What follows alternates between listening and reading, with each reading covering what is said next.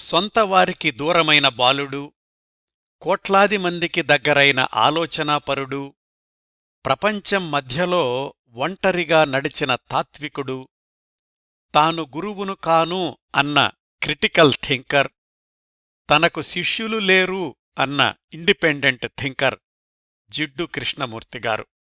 ఆయన జీవనరేఖలు 7వ భాగం ఈరోజు. గత 6 భాగాల్లో జన్మించిన 1895 నుంచి ఆయనకు 26 సంవత్సరాలు వయసు వచ్చిన 1921 దాకా జిడ్డు కృష్ణమూర్తిగారి జీవితంలో జరిగిన అనేక సంఘటనల గురించి మాట్లాడుకున్నాం. కన్నవారికి, తోడబుట్టినవారికి, ఉన్న ఊరికి, అయిన వారికి దూరంగా భారతదేశం వెలుపల యూరోప్లో 10 ఏళ్లపాటు జీవించడం, థియోసాఫికల్ సొసైటీ సభ్యుల సంరక్షణలో చదువుకోవడం, 3 సార్లు మెట్రిక్యులేషన్ ఫెయిలవడం, 2 ఏళ్లపాటు ప్యారిస్లో ఫ్రెంచ్ నేర్చుకోవడం, ఇవన్నీ మాట్లాడుకున్నాం. తమ్ముడు నిత్యాకి క్షయవ్యాధి అని తెలిసింది 1921 మధ్యలో. ఆ ఏడాది చివర్లో అనీ బెసెంట్ అభీష్టం మేరకు అన్నదమ్ములిద్దరూ భారతదేశానికి ప్రయాణమయ్యారు అన్న అంశం దగ్గర 6వ భాగాన్ని ఆపాం. ఇక్కడ్నుంచి మిగతా విశేషాలు ఈరోజు ఈ 7వ భాగంలో మాట్లాడుకుందాం. ప్రధాన కథనంలోకి వెళ్లబోయే ముందు నేను సంప్రదిస్తున్న రిఫరెన్స్ పుస్తకాల గురించి కొంత అప్డేట్ ఇస్తానండి. గత 2-3 భాగాల నుంచి అధిక సమాచారాన్ని మేరీ లూటెన్స్ రాసిన J Krishnamurthy the years of awakening అనే పుస్తకం నుంచి తీసుకుంటున్నాను. ఎందుకంటే ఈ పుస్తకం కృష్ణమూర్తిగారు జీవించి ఉండగానే, ఆయన పరిశీలించాకనే ప్రచురణ కావడం ఒక కారణం అయితే, ఇందులో చాలా వరకు సంఘటనలకు, తేదీలకు కృష్ణమూర్తిగారు మేరీ లూటెన్స్ తల్లి ఎమిలీ లూటెన్స్కి రాసిన ఉత్తరాలు ఆధారం కావడం, ఆ ఉత్తరాలు కూడా యథాతథంగా ఈ పుస్తకంలో చోటు చేసుకోవడం. ఈ కారణాల వల్ల ఈ పుస్తకాన్ని ప్రామాణికంగా తీసుకున్నాను. ప్రఫుల్ల జైకర్ రాసిన పుస్తకం నుంచి కొన్ని సంఘటనలు, రాధా రాజగోపాల్ రాసిన పుస్తకం నుంచి మరికొంత సమాచారం తీసుకున్నాను. ఇప్పటిదాకా నేనిచ్చిన సమాచారంలో 90% ఈ మూడింటి నుంచే తీసుకున్నానండి. సందర్భానుసారం అదనపు సమాచారం కోసం ఇతర వ్యాసాల్ని సంప్రదించాను. ఇంకా ఈ వారం కథనంలోకి వెళదాం. కృష్ణ, నిత్యాలు ప్రయాణించిన నౌక 1921 నవంబర్ 18న ఫ్రాన్సులో బయల్దేరి డిసెంబర్ 3కి బొంబాయి చేరుకుంది. 10 ఏళ్ల సుదీర్ఘ విరామం తర్వాత మళ్లీ మాతృదేశంలో అడుగుపెట్టారు అన్నదమ్ములిద్దరూ. 1912లో హడావిడిగా దేశాన్ని వదిలి వెళ్లినప్పుడు ఇంకా స్వతంత్ర ఆలోచనలు సంతరించుకోని పిల్లలు ఇప్పుడు వివిధ దేశాల్లో నివసించిన ఎంతోమంది భిన్న వ్యక్తిత్వాలున్న దివ్యజ్ఞాన సమాజ సభ్యుల్ని కలుసుకున్న, వారితో కలిసి జీవించిన, రకరకాల అనుభవాల్ని పోగుచేసుకుని సొంతంగా ఆలోచించగల, నిర్ణయాలు తీసుకోగలిగిన యువకులు. పైగా ఈ పర్యటన ముఖ్య ఉద్దేశం జేకేని భారతదేశంలోని వివిధ నగరాలకు తీసుకెళ్లి ఉపన్యాసాలిప్పించడం, కాబోయే జగద్గురువుకు మరింత ప్రచారం కల్పించడం. దీనికి తగినట్లుగానే అన్నదమ్ములిద్దరికీ బొంబాయిలో దిగగానే ఘనస్వాగతం లభించింది. వీళ్లని ఆహ్వానించడానికి మద్రాసు నుంచి ప్రత్యేకంగా అనీ బెసెంట్, బొంబాయిలోని వ్యాపార ప్రముఖులు, దివ్యజ్ఞాన సభ్యులు, అంతకు ముందే లండన్లో ఈ అన్నదమ్ములిద్దరినీ కలుసుకున్న జమ్నాదాస్, రతన్జీ లాంటి వాళ్లతో పాటు అనేక మంది అభిమానులు కృష్ణ, నిత్యాల కోసం అక్కడికొచ్చారు. ఆ మధ్యాహ్నం మలబార్ హిల్సులో ఉన్న రతన్జీ ఇంట్లో అన్నదమ్ములిద్దరి గౌరవార్థం భారీ విందు ఏర్పాటు చేశారు. రతన్జీ పేరు గుర్తుంది కదా, క్రిందటి భాగంలో చెప్పుకున్నాం. నిత్యాతో కలిసి కార్ల దిగుమతి వ్యాపారం చేద్దామని లండన్ వెళ్లాడు అని, ఆ ప్రతిపాదన ముందుకు వెళ్లలేదని కూడా తెలుసుకున్నాం. బొంబాయిలో దిగే వరకు పాశ్చాత్య వస్త్రధారణలో ఉన్న కృష్ణా నిత్యాలు మధ్యాహ్నం విందు సమయానికి పూర్తి భారతీయ వస్త్రధారణలోకి మారిపోయారు. ఆ విందుకు వచ్చిన వాళ్లంతా కృష్ణమూర్తితో మాట్లాడ్డానికి పోటీపడ్డారు. వాళ్లందరూ కూడా దివ్యజ్ఞాన సమాజ సభ్యులే కాబట్టి కృష్ణమూర్తి జగద్గురువు కాబోతున్నాడు అన్న విషయం అందరికీ తెలిసిందే. అందుకే ఆయనంటే అక్కడకొచ్చిన ప్రతి ఒక్కళ్ళకీ కూడా ప్రత్యేకమైన ఆసక్తి. బొంబాయి నుంచి నేరుగా అన్నదమ్ములిద్దరిని తీసుకుని ఢిల్లీ, ఆగ్రా, వారణాసి, కలకత్తా నగరాల్లో పర్యటించారు అన్నీ బెసెంట్. వెళ్లిన ప్రతిచోట స్టార్ ఆఫ్ ది ఈస్ట్, ఓఎస్ఈ, అలాగే థియోసాఫికల్ సొసైటీ 2 సంస్థల సభ్యుల్ని ఉద్దేశించి అన్నీ బెసెంట్ మరియు కృష్ణమూర్తి కూడా ప్రసంగించారు. డిసెంబర్ 2వ వారానికి ప్రధాన కేంద్రం మద్రాసులోని అడయార్కి చేరుకున్నారు. అక్కడ కూడా వాళ్లకి అఖండమైన స్వాగతం లభించింది. అక్కడి వాళ్లనుద్దేశించి క్లుప్త ప్రసంగం చేస్తున్నప్పుడు కృష్ణమూర్తికి అనిపించిందట తన జీవితంలో ఇంకొక అధ్యాయం మొదలవుతోంది అని. అన్నదమ్ములిద్దరి కోసం ప్రత్యేకంగా ఒక అతిథి గృహాన్ని కట్టించారు అన్నీ బెసెంట్. 2వ అంతస్తులోని ఆ గెస్ట్ హౌసుకి పెద్ద వరండా ఉంది. అక్కడ్నుంచి బయటకు చూస్తే దూరంగా నదీ, సముద్రం కలిసే ప్రదేశం. కొబ్బరితోటలు, సూర్యాస్తమయాలు, అద్భుతమైన దృశ్యాలు కనిపించే ప్రత్యేక అతిథి గృహం అది. దాన్నుంచి అన్నీ బెసెంట్ నివసించే భవనానికి వంతెనలాంటిది కూడా ఉంది. 10 ఏళ్ల క్రిందట ఎవరో తెల్లజాతీయుడితో మాట్లాడ్డానికి అదే ఆవరణలోకి బిక్కుబిక్కుమంటూ అడుగుపెట్టారు. ఇప్పుడు వాళ్లు అక్కడ ప్రత్యేక విశిష్ట అతిథులు. 10 ఏళ్లలో ఆ ఆవరణలో చాలా మార్పులొచ్చాయి. కొత్త బిల్డింగులొచ్చాయి, కొత్త సభ్యులు చాలామంది వచ్చారు.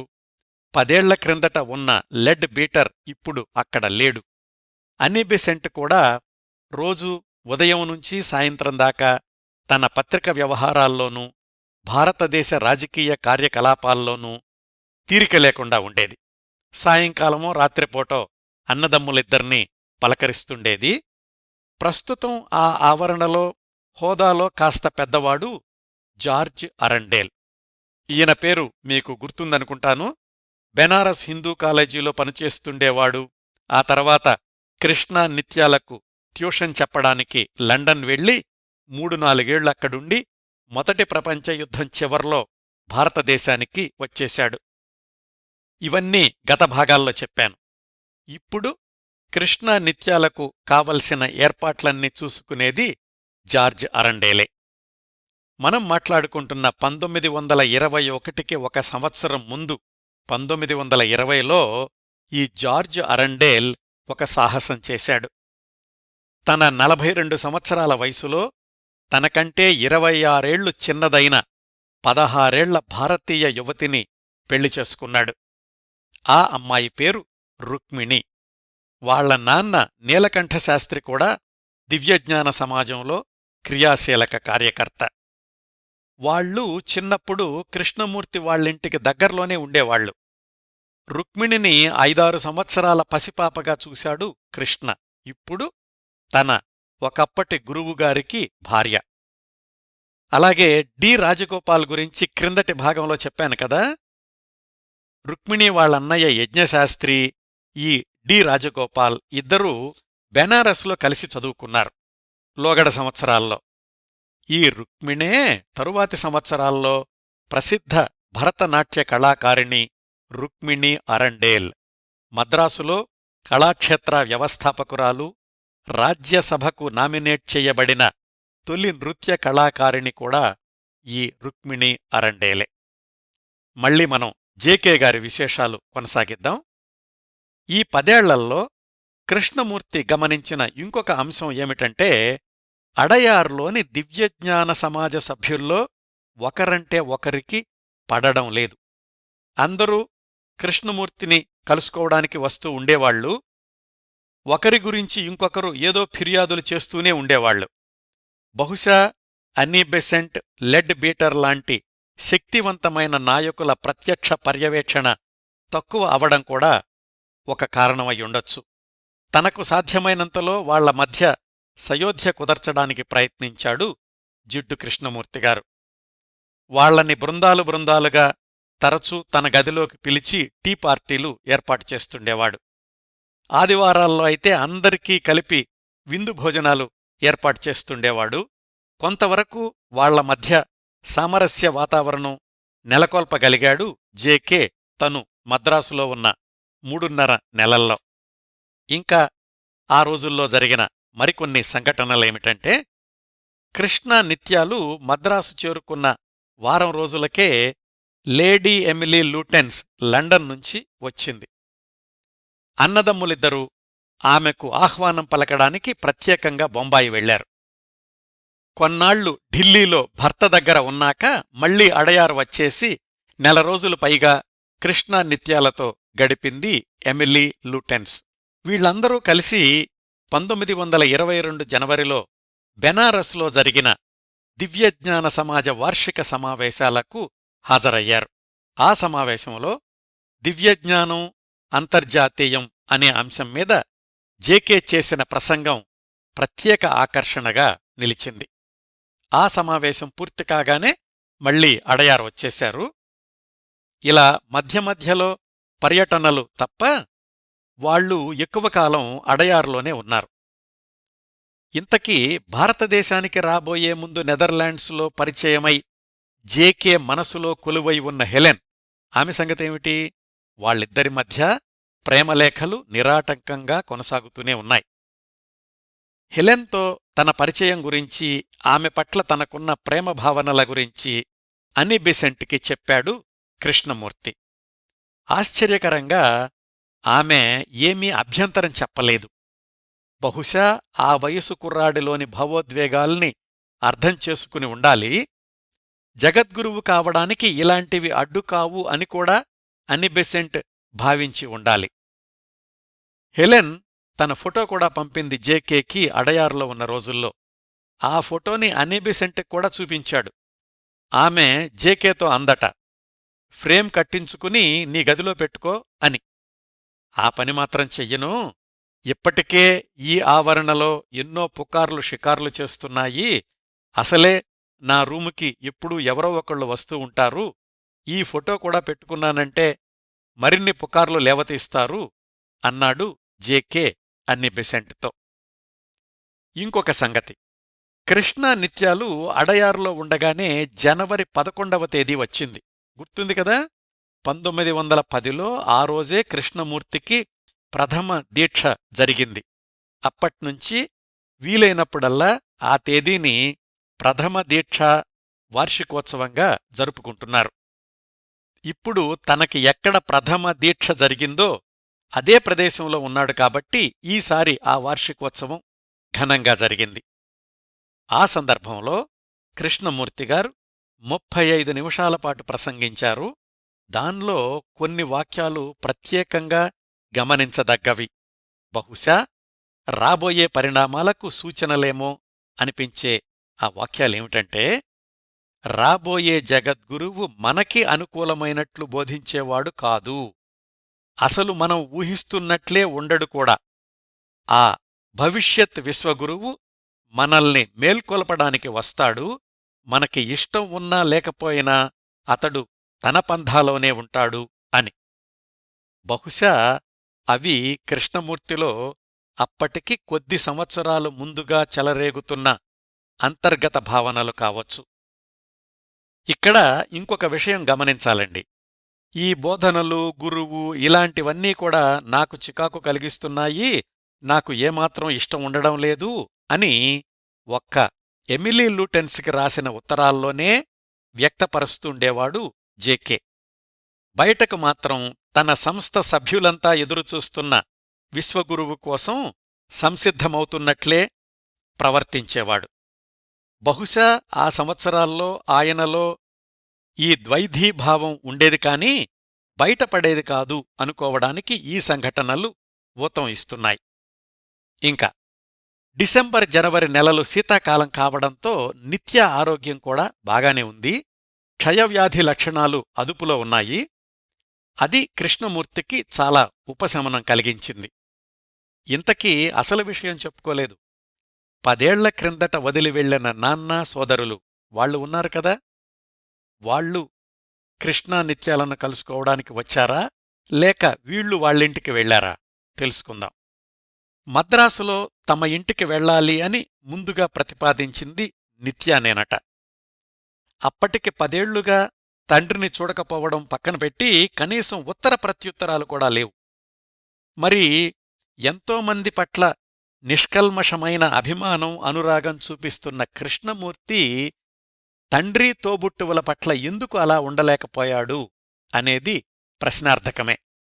నారాయణయ్య గురించి కొంతమంది రాయడమైతే చిన్నతనంలో సంధ్యావందనం లాంటివి చేయడంలో ఎక్కడన్నా చిన్న పొరపాట్లు జరిగినా పిల్లల్ని గట్టిగా దండించేవాడని, తన ఉద్యోగ బాధ్యతల్లో పిల్లల పట్ల అంత ప్రేమ చూపించగలిగే సమయం ఉండేది కాదని, కృష్ణమూర్తి అన్ని రోజులు తండ్రితో మాట్లాడకుండా ఉండడానికి ఇలాంటివి పెద్ద కారణాలు అనిపించవు.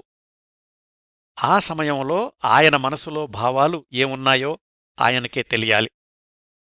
చివరి రోజుల్లో రాసుకున్న నోట్సుల్లో కూడా తను ఎందుకు తండ్రిని చూసేందుకు ఆసక్తి చూపించలేదు అన్న విషయం స్పష్టంగా లేదనుకుంటాను.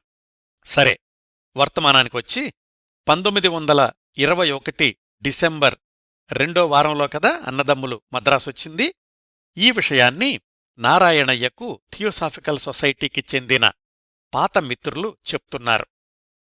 వార్తాపత్రికల్లో కూడా చూస్తున్నాడు. కొంతమంది రాయడమైతే పిల్లల్ని చూడడానికి అడయార్ దివ్యజ్ఞాన సమాజం కేంద్రానికి వెళ్తే వాళ్లు నారాయణయ్యను లోపలకు రానివ్వలేదు అని. దీనికి సరైన ఆధారాల్లేవు. ఏమైతేనేం 1922 జనవరిలో ఒకరోజు అన్నదమ్ములిద్దరూ తమంతట తాముగా తండ్రిని చూడ్డానికి వెళ్లారు. ఆ రోజు ఏం జరిగింది అనే వివరాలు కృష్ణమూర్తి వదినగారు, అంటే అన్న శివరాం భార్య శారదగారు తన 75 సంవత్సరాల వయసులో పప్పుల్ జైకర్కు చెప్పి కన్నీళ్లు పెట్టుకున్నారట. ఆమె చెప్పిన ప్రకారం తాము వస్తున్న విషయం 2 రోజులు ముందుగానే తెలియచేశారు. కొడుకులిద్దరికీ ఏమేం వంటకాలు ఇష్టమో చెప్పి దగ్గరుండి మరీ కోడలతో తయారు చేయించారు నారాయణయ్య. ఇంకా తన పిల్లలు 10 ఏళ్ల క్రిందటిలాగానే ఉన్నారని అనుకున్నాడేమో పాపం ఆ పిచ్చి తండ్రి. సాయంకాలం వస్తాము అంటే మధ్యాహ్నం నుంచి ఇంట్లో అందరూ కృష్ణా నిత్యాల కోసం ఎదురుచూడ్డం మొదలుపెట్టారు. వదిన శారద ఆ ఇంటి వరండాలోనే అటూ ఇటూ తిరుగుతోంది. దూరంగా ఏ వాహనం వెళ్తున్నా వచ్చేది వాళ్లేనేమో అనుకుంది. తీరా వాళ్లు వచ్చి ఎదురుగుండా నిల్చుంటే అదొక ఉద్విగ్నభరితమైన సమయం. శారద మరుదులిద్దర్నీ చూడ్డం అదే మొదటిసారి. కృష్ణమూర్తి చాలా పొడవుగా ఉన్నాడు. ముఖంలో దివ్యతేజస్సు కొట్టొచ్చినట్లు కనిపిస్తోంది. నడకలో ఒక హుందాతనం ఉంది. అప్రయత్నంగా తలొంచి నమస్కారం చేసింది వదిన శారద. ఆమెను ఆట పట్టించడానికి అన్నట్లు కృష్ణ తన 2 చేతుల్ని ముఖానికి అడ్డం పెట్టుకుని ఆమెను చూడనట్లు నటించాడు. నిత్య అన్నయ్యను మందలిస్తూ, ఎందుకలా చేస్తావూ, అసలే కొత్త, వదిన సిగ్గుపడుతోంది అన్నాడు. ఇద్దరూ ఇంట్లోకి వెళ్లారు. పడకుర్చీలో కూర్చున్న నారాయణయ్య కొడుకులిద్దర్నీ చూసి తీవ్రమైన భావోద్వేగానికి లోనయ్యాడు.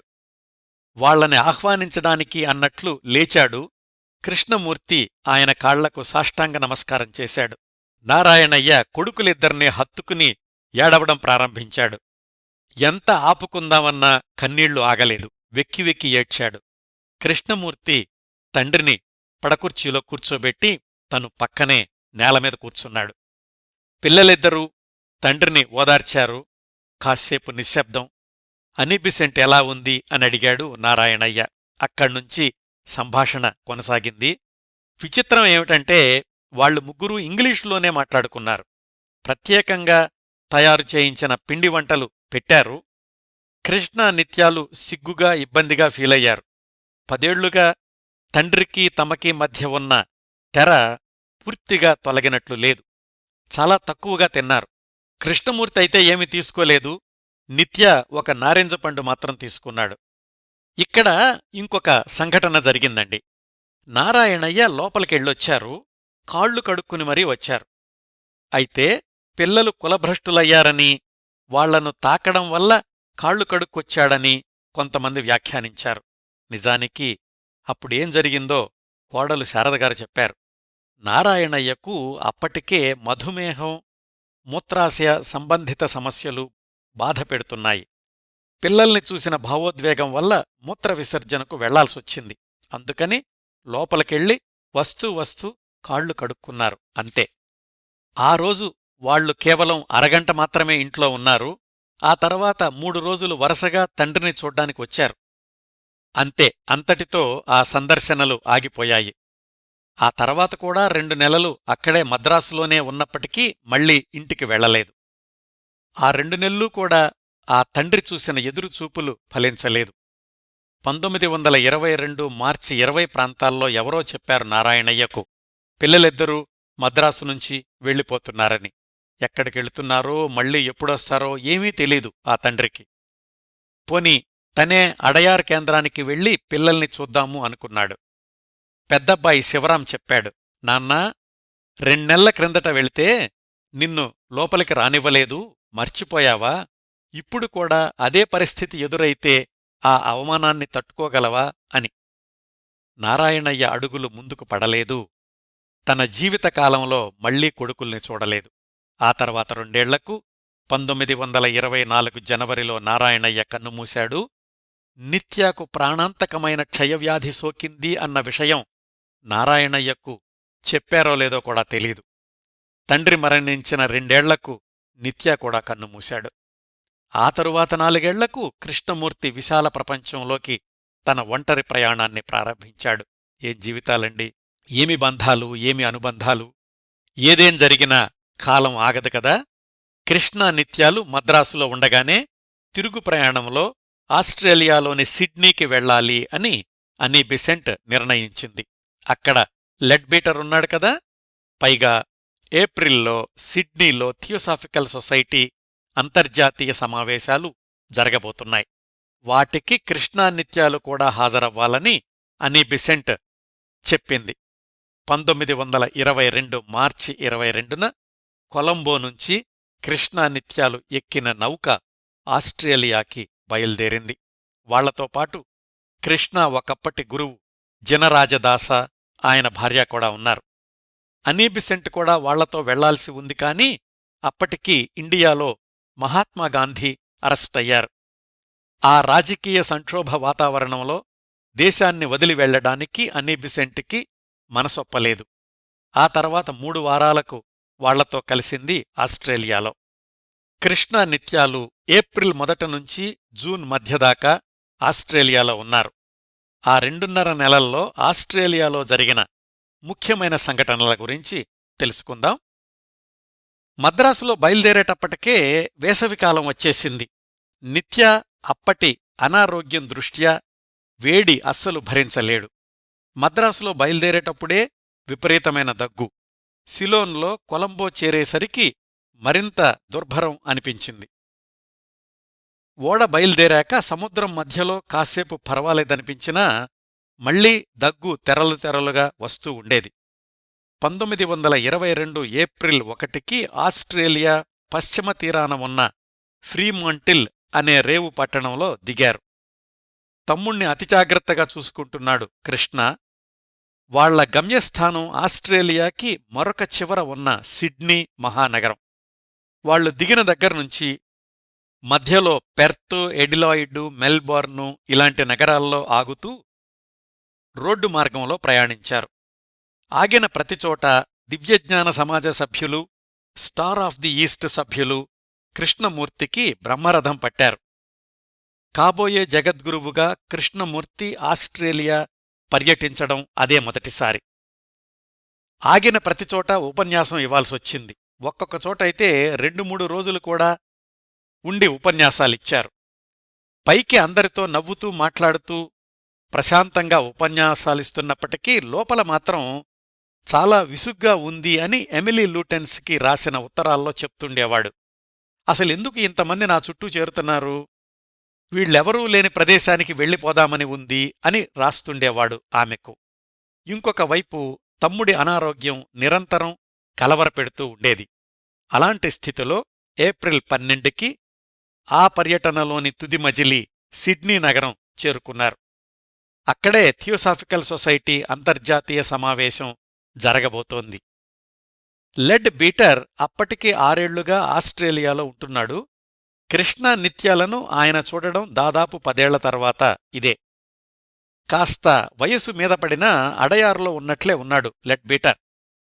1 డజను మంది కుర్రాళ్ళు ఆయన చుట్టూతా ఉన్నారు. వాళ్లందరూ కూడా 14-20 మధ్య వయసున్నవాళ్లే.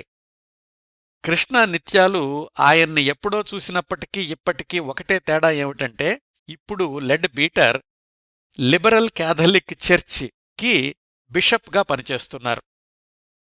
అన్నదమ్ములిద్దర్నీ దశాబ్దం తర్వాత చూసి చాలా ఆనందించాడు లెడ్ బీటర్.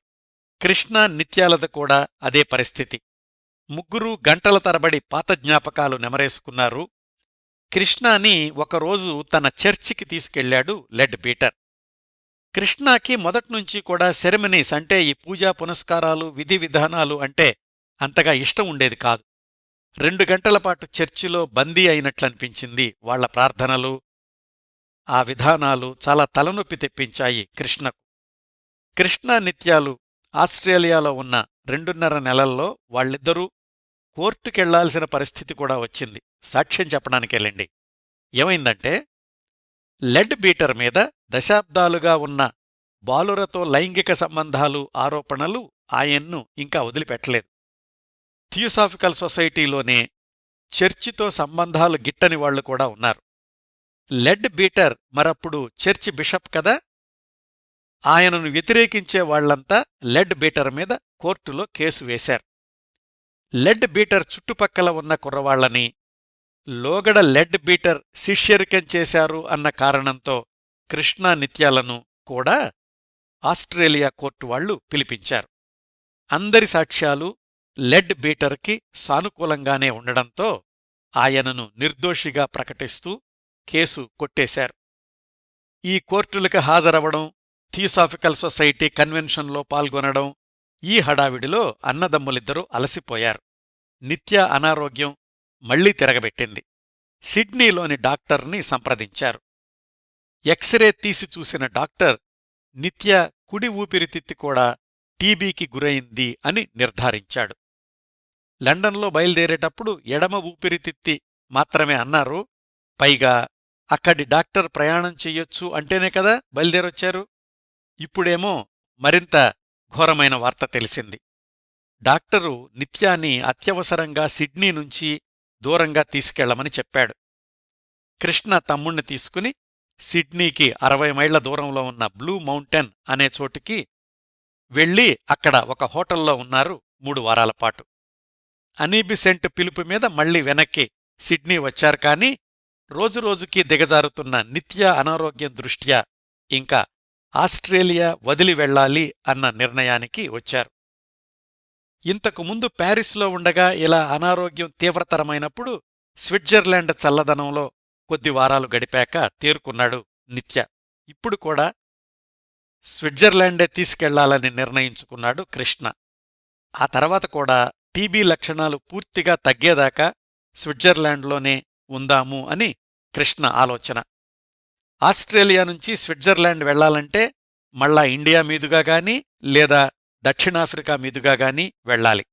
ఆ 2 ప్రాంతాలు కూడా అప్పటికే వేసవితో మండిపోతున్నాయి.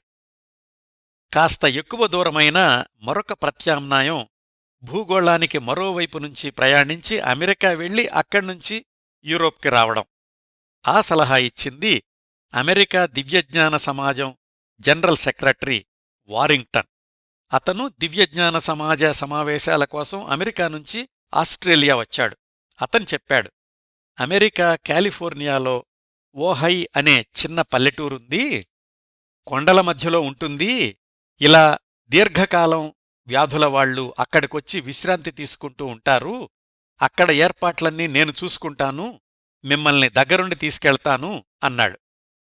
ఆ క్షణంలో కృష్ణమూర్తి మనసులో ఉన్నదల్లా తమ్ముడి ఆరోగ్యం గురించిన ఆలోచనలే. లెడ్ బీటర్ అనీబెసెంట్ల అనుమతి తీసుకున్నాడు. బయల్దేరబోయే ముందు లెడ్ బీటర్ అతీంద్రియ గురువు మాస్టర్ కుతుమీ నుంచి నీకు ఈ సందేశం వచ్చింది అని ఒక కాగితం ఇచ్చాడు.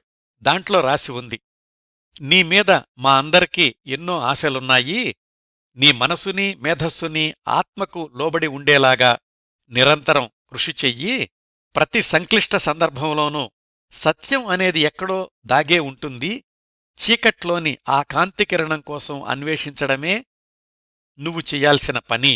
అలాంటి కాంతిని గుర్తించే నీలోని గుణమే నీ తమ్ముణ్ణి కూడా కాపాడుతుంది అని. ఆ సందేశాన్ని అందుకున్నాక 1922 జూన్ 14న అన్నదమ్ములిద్దరూ అమెరికా వెళ్లడానికి ఓడలో బయలుదేరారు. సుదీర్ఘ ప్రయాణం. 3 వారాల తర్వాత జులై 3న అమెరికా పశ్చిమ తీరంలోని శాన్ ఫ్రాన్సిస్కో నగరానికి చేరుకున్నారు. అన్నట్లు నేను ప్రస్తుతం నివసించేది కూడా ఈ శాన్ ఫ్రాన్సిస్కో దగ్గరలోనేనండి. శాన్ ఫ్రాన్సిస్కోలో కూడా థియోసాఫికల్ సొసైటీ సభ్యురాలు, బర్క్లీ యూనివర్సిటీలో ప్రొఫెసర్గా పనిచేస్తున్న మిస్ మిక్లవ్ అనే ఆమె కృష్ణా నిత్యాలకు తాత్కాలిక ఆతిథ్యమిచ్చారు. నిత్యా పరిస్థితి అంత మెరుగ్గా ఏమీ లేదు. మిక్లవ్కి తెలిసిన డాక్టర్కి చూపించారు నిత్యాన్ని శాన్ ఫ్రాన్సిస్కోలో. ఆయన పరిశీలన ప్రకారం కుడి ఊపిరితిత్తి మరీ దెబ్బతినలేదు. ఓహై వ్యాలీ వాతావరణంలో కొన్ని నెలలపాటు విశ్రాంతి తీసుకుంటే తగ్గిపోయే అవకాశాలు ఉన్నాయి అని చెప్పాడు ఆ డాక్టర్. 2 రోజుల తర్వాత రైల్లో బయలుదేరి శాన్ ఫ్రాన్సిస్కో నుంచి ఓహై వ్యాలీకి వెళ్లారు. ఈ ఓహై వ్యాలీ అనే ఊరు లాస్ ఏంజల్స్కి, హాలీవుడ్కి 80 మైళ్ల దూరంలో ఉంటుంది. వ్యాలీ అంటే లోయే. నిజంగానే ఆ చిన్న ఊరు కొండల మధ్య ఉంటుంది. చాలా చిన్న ఊరు. మనం మాట్లాడుకునే 1922కి ఆ ఊరి జనాభా 1000 మించి ఉండేది కాదు. ఇప్పటికూడా ఆ ఊరి జనాభా 7-8 వేలే. సముద్ర మట్టానికి 1500 అడుగుల ఎత్తులో ఉంటుంది. కృష్ణా నిత్యాలను ఆస్ట్రేలియా నుంచి వెంటబెట్టి తీసుకొచ్చింది వారింగ్టన్ అనే థియోసాఫికల్ సొసైటీ సభ్యుడు కదా. ఆయనకు పరిచయమున్న మరొక దివ్యజ్ఞాన సమాజ సభ్యురాలు మిసెస్ గ్రే. ఆమెకు ఈ ఓహై వ్యాలీలో 6 ఎకరాల నారింజ తోట మధ్యలో 2 కుటీరాలున్నాయి. ఆమె ఉండే ఇల్లు కాకుండా. ఆ 2 కుటీరాల్లో ఒకదాన్ని అన్నదమ్ములకిచ్చింది. దానికి 2 నిమిషాల దూరంలో ఉండే ఇంకొక కుటీరాన్ని వారింగ్టన్కిచ్చింది. ఇదంతా కూడా తాత్కాలికంగా వాళ్లు బస చెయ్యడానికి. అయితే భవిష్యత్తులో ఆ 6 ఎకరాల తోటకు, కుటీరాలకు తాను యజమానినవుతానని, ఆ ప్రదేశమే తన జీవితకాల మజిలీ అవుతుందని, అక్కడే తను తుదిశ్వాస విడవాల్సి వస్తుందని కృష్ణమూర్తి అట్లా అక్కడ దిగిన ఆ క్షణంలో ఊహించే అవకాశమే లేదు. ఆ తరువాత ప్రపంచంలో ఏ మూల తిరిగినా ఆయన ప్రధాన నివాసం 60 సంవత్సరాలు పైగా ఆ ఓహై వ్యాలీనే అయ్యింది. అప్పుడు వాళ్లు దిగిన ఆ నారింజ తోటే అయ్యింది. వాళ్లు దిగేసరికి పగటి వాతావరణం వెచ్చగా ఉన్నప్పటికీ సాయంకాలం అయ్యేసరికి చల్లబడిపోయేది. కుటీరం చుట్టూరా కూరగాయల తోటలు, పండ్ల చెట్లు ఉన్నాయి. నిత్య ఆరోగ్యం నెమ్మది నెమ్మదిగా మెరుగవడం మొదలైనట్లు కనిపించింది.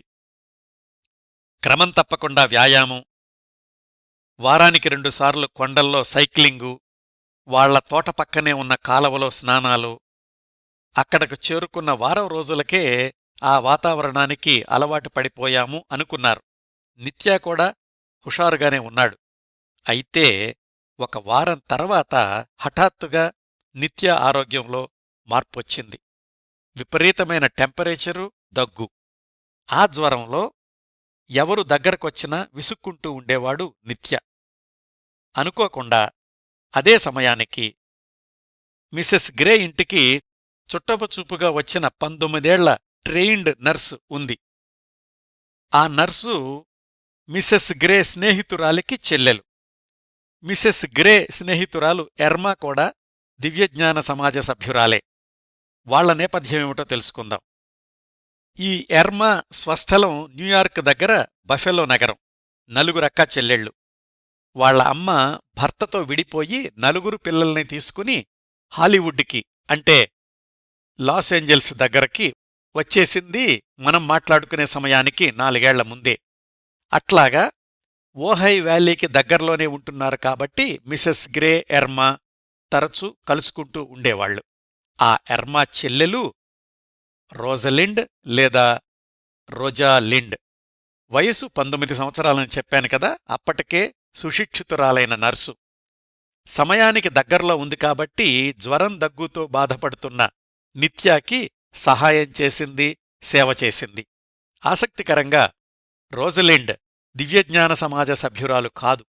మీరు జాగ్రత్తగా గమనిస్తే కృష్ణా నిత్యాలు 1911లో భారతదేశం వదిలిన దగ్గర్నుంచి వాళ్లకు పరిచయమైన వాళ్ళు, సహాయం చేసిన వాళ్ళు అందరూ అయితే థియోసాఫికల్ సొసైటీ సభ్యులు, లేదంటే స్టార్ ఆఫ్ ది ఈస్ట్ సంస్థ సభ్యులు.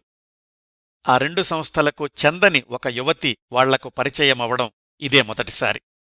అయితే అప్పటికీ రోజలిండ్ దివ్యజ్ఞాన సమాజ సభ్యురాలు కాదు, కానీ త్వరలోనే కృష్ణా నిత్యాలకు సన్నిహితురాలయ్యింది.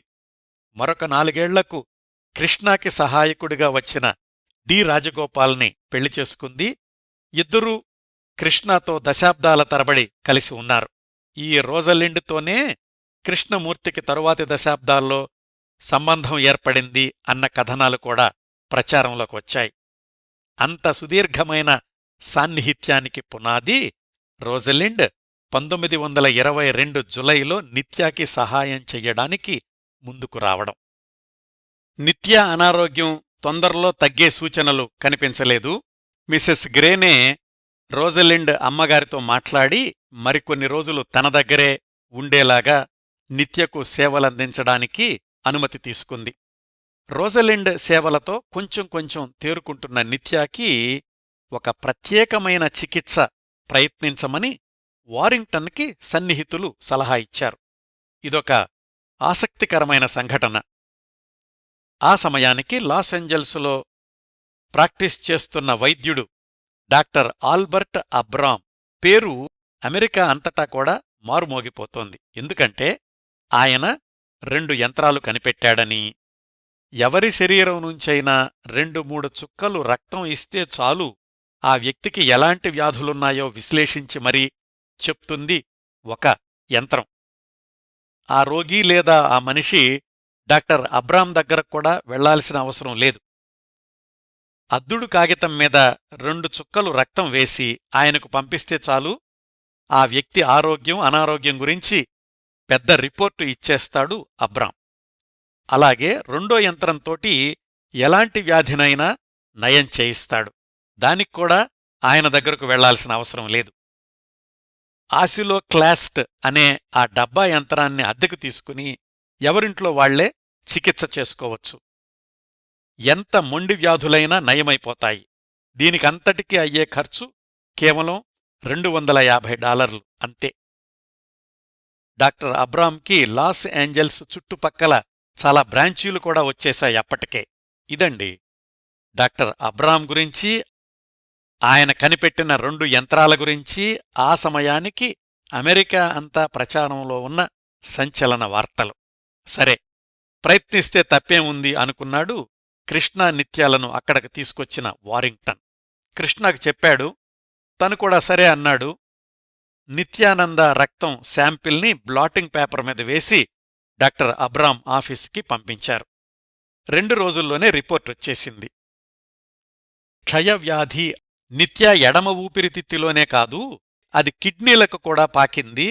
దాంతోపాటు నిత్యాకి సిఫిలిస్ వ్యాధి కూడా ఉంది అని.